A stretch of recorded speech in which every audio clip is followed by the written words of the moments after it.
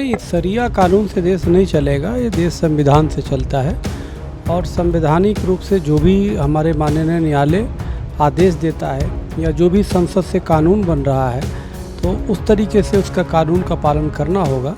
इस वक्त पूरे देश में जनसंख्या नियंत्रण कानून को लेकर चर्चा हो रही है। तमाम जो लोग ऐसे भी हैं जो इसका समर्थन कर रहे हैं, तो वही कुछ ऐसे भी लोग हैं जो इसका विरोध कर रहे हैं। वो कह रहे हैं कि आखिर जनसंख्या नियंत्रण की क्या आवश्यकता है। और इसी के साथ ही सुप्रीम कोर्ट ने मुस्लिम महिलाओं को लेकर बड़ा फैसला सुनाया, जिसमें तलाकशुदा जो महिलाएं हैं उनको गुजारा भत्ता मिलना चाहिए। ये बड़ी जो टिप्पणी है और बड़ा फैसला कोर्ट ने दिया, जिसके बाद तमाम मौलवी और जो मौलाना है वो इसका विरोध कर रहे हैं। ऐसे में हिंदू महासभा का इस पर क्या कुछ रुख है और क्या उनके विचार हैं, हम बातचीत कर लेना चाहेंगे अखिल भारतीय हिंदू महासभा के राष्ट्रीय अध्यक्ष स्वामी चक्रपाणी महाराज जी से। सर महाराज जी, सबसे पहले तो बहुत स्वागत है आपका डेली 24 भारत पर। जी, आपका भी बहुत बहुत धन्यवाद, आभार।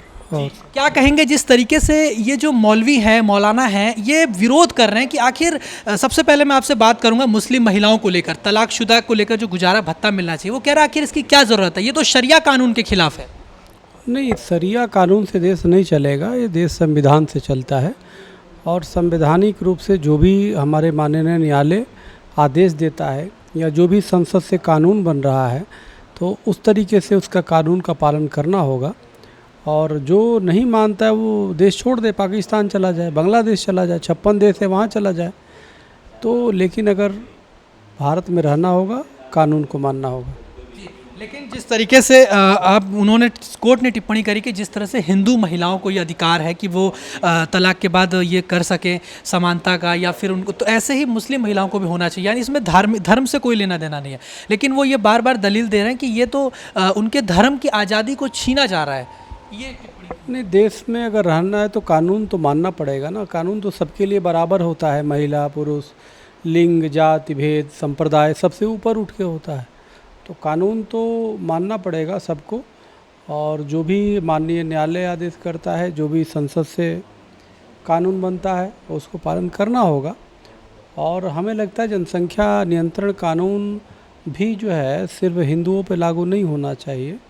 जनसंख्या नियंत्रण कानून अल्पसंख्यक मुस्लिमों पे लागू होना चाहिए, क्योंकि उनकी संख्या बढ़ रही है। एक तरफ उन्हें 4 विवाहों का अधिकार दे दिया गया, हिंदुओं को 1 का अधिकार दिया गया। इससे धर्मांतरण बढ़ा।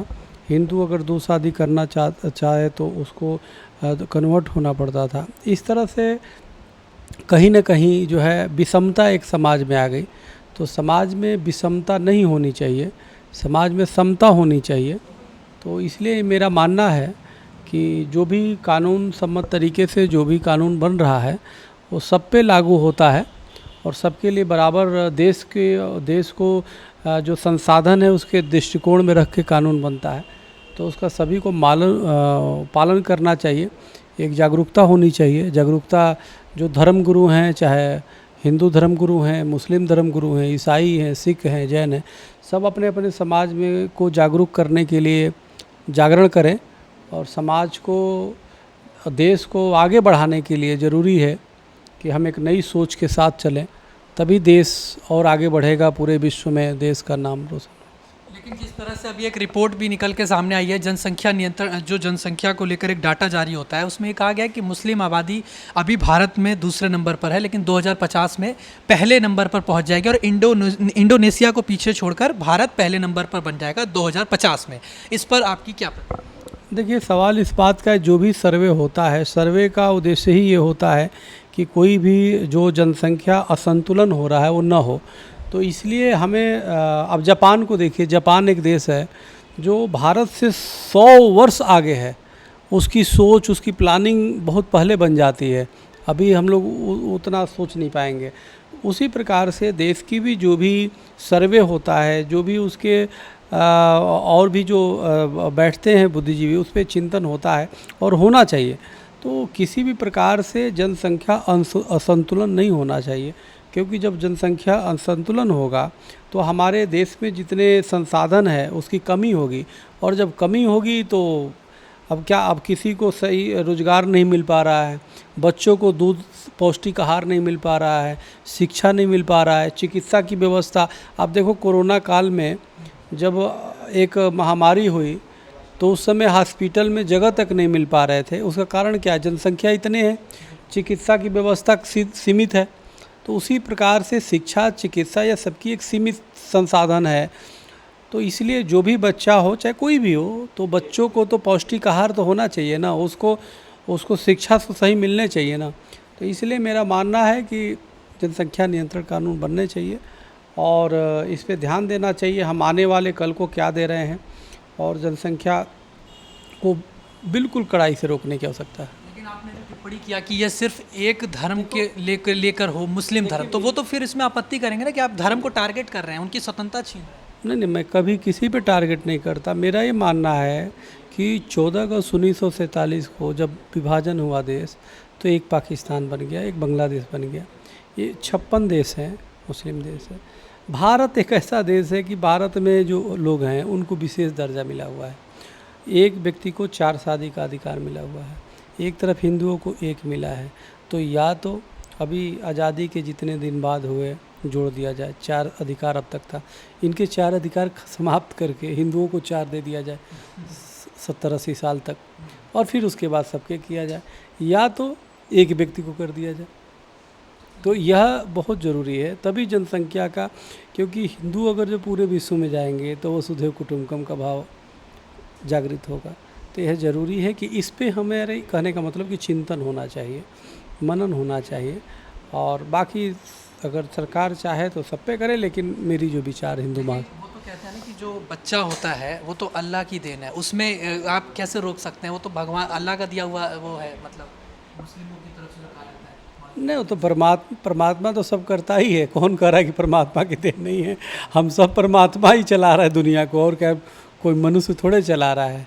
लेकिन एक व्यवस्था तो बनाई जाती है ना, तो इसलिए तो हमें तो सरकार से मांग में करता हूँ कि सरकार हिंदुओं को भी विवाह का अधिकार दे। 4, 8, 10 हमारे यहाँ तो था ना, राजा दशरथ की 3 रानियाँ थी, कितने लोग वो होता था। हिंदुओं के लिए बना दिया कानून, एक से दूसरी शादी नहीं करेगा। अगर दूसरा करता है तो धर्मांतरण को बल मिलेगा। उससे क्या हुआ, जैसे धर्मेंद्र फिल्म अभिनेता है, उसने दूसरी शादी किया तो इस्लाम स्वीकार किया। तो ये गलत बात है ना, आप एक को 4 को अधिकार देते हैं, दूसरे का एक पे रहेगा। तो सबको फ्री कर दो ना, जितना जो चाहे शादी करे, जितना जो चाहे बच्चा पैदा करे। तो मेरा ये मानना है कि हमारी जो प्राचीन परंपरा थी वो कितना भी कर सकते थे, एक व्यक्ति कितनी भी विवाह कर सकता था, उसको तो इसने रोक लगा दिया। क्यों रोक लगाया भाई? तुम कौन होते रोक लगाने? हमारी धार्मिक स्वतंत्रता क्यों बाधित करते हो? दूसरे को तो एक तरफ जो है धार्मिक स्वतंत्रता के नाम पे तुष्टीकरण करके वो कर रहे हो, हमारी एक तरफ से हमें वो कर रहे हो। तो हिंदुओं पे शुरू से अन्याय हुआ है, अत्याचार हुआ है, उत्पीड़न हुआ है। ये मैं मानता हूँ कि भाई निश्चित रूप से हिंदुओं के जितने विवाह कर सकते हैं, बच्चे पैदा करेंगे तो विश्व बंधुत्व की भाव जागृत होगा। पूरे विश्व में बंधुत्व, कहीं आपने देखा है कि हिंदू कहीं अधिक हो गए तो दंगे करते? कभी नहीं करेंगे, शांति प्रियता होता है। तो इसलिए होना चाहिए और संख्या बढ़ना चाहिए, मेरा मानना है। हाँ, भारत में अगर जो नियंत्रण की बात है, तो भारत में नियंत्रण जो ज़्यादा अब तक कर चुका है उस पर नियंत्रण होना चाहिए। यानी कि आपका ये मत है कि जो जनसंख्या नियंत्रण आए वो सिर्फ एक मतलब मुस्लिम समुदाय के लिए आए, बल्कि हिंदुओं को इसमें आज़ादी मिलनी चाहिए कि वो चाहे जितना चाहे बहुविवाह कर सके, जितनी शादी करना चाहे। अब तक तो 4 शादियों का अधिकार आज़ादी के बाद सब सरिया कानून के तहत मिला था, अब हिंदुओं को मिल जाए ना भाई। हिंदुओं का तो था ही अपना, हिंदुओं को तो एक में सीमित कर दिया। हिंदुओं को पूरा अधिकार दे दिया जाए और उसके बाद जनसंख्या नियंत्रण कानून दूसरे पे लागू कर दिया जाए भाई। हिंदुओं पे क्या है? हिंदुओं को तो पूरे विश्व में ऐसे ही संख्या कम है, विश्व में ऐसे ही संख्या हिंदुओं की कम है। तो इसलिए जो कम है, हम तो खुद ही अल्पमत में है। विश्व पे दृष्टि आप डालो ना तो कम है। हमारे तो एक देश भी नहीं है, कहीं है तो बताओ? नेपाल भी था, वो भी चला गया। तो इसलिए हमारी तो संख्या बढ़नी चाहिए, नहीं तो हम प्रजाति लुप्त हो जाएंगे। फिर तो कोई स्वामी चक्रपाणी मिलेगा ही नहीं, है कि नहीं? तो आप इस बात को चिंतन करो। कोई वसुधैव कुटुंबकम वाला मिलेगा नहीं। हम विश्व को परिवार मानते हैं, कोई ऐसा मिलेगा कि जो सबको भाई भाई कहे? तो इसलिए हिंदुओं की जनसंख्या बढ़नी चाहिए, पूरे विश्व में बढ़नी चाहिए। विवाह का अधिकार हिंदुओं को अधिक दिया जाए। सरकारें जो अब तक अन्याय किया वो न करे अन्याय। और जनसंख्या कानून बनाना है तो आप अब तक जिसने बढ़ाया है कानून उस पर लागू कर दो। आप परसेंटेज देख लो किसने बढ़ाया है, तो आप जिसने बढ़ाया है उस पर करो ना। अब मान लो 2-4 भाई हैं, 4 लोग हैं, अब कोई एक व्यक्ति उदंड है बहुत ज़्यादा, चाहे कोई करता है तो सज़ा उसको मिलेगा कि चारों को मिल जाएगा, लेकिन यहाँ तो हिंदुओं को ही मिले जा रहा है। ये नहीं होना चाहिए। जो अव्यवस्था कर रहा है उसको आप अनुशासित करो, मेरा ये मानना है। आखिरी का मेरा एक दो सवाल बस आखिरी का है। जिस तरीके से आप लोग काम कर रहे हैं, आपका संगठन पूरे देश भर में काम कर रहा है, तो अब आप लोग ने अपनी तमाम बातें बताई कि क्या हिंदू राष्ट्र को लेकर आपने बोला, मॉब लिंचिंग को लेकर बोला, लेकिन जिस तरह से जनसंख्या को लेकर आपने बोला कि ये आना चाहिए और मुस्लिमों पर ये लागू करना चाहिए, लेकिन उनकी तरफ से जो भी दलील दी जाती है, जो भी कहा जाता है, तो आपको किस तरह की सज़ा होनी चाहिए, क्या प्रावधान होना चाहिए, क्या ऐसा कानून आए जिससे कि आपको लगता है ये सब कंट्रोल हो जाएगा?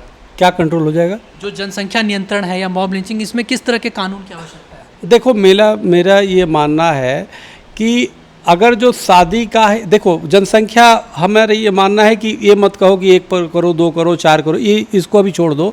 आप 4 शादी का जो आपने वो कर दिया है कि मुस्लिम 4 करेगा, ये हिंदू 1 कर देगा। मैं कह रहा हूँ हिंदुओं पे 1 का ख़त्म कर दो भाई बंदिश, उसको भी 5, 6, 8, 10 पैदा करने दो, है ना। तो आप ये देखोगे और इनको 1 कर दो। अब तक हो गया, आज़ादी के बाद से अब तक 4 करते रहे, तो अब बहुत हो गए, मज़े ले लिए, अब तुम ख़त्म करो भाई, 1 पे सीमित रहो, चूँकि उनके पास 4 विकल्प होते हैं।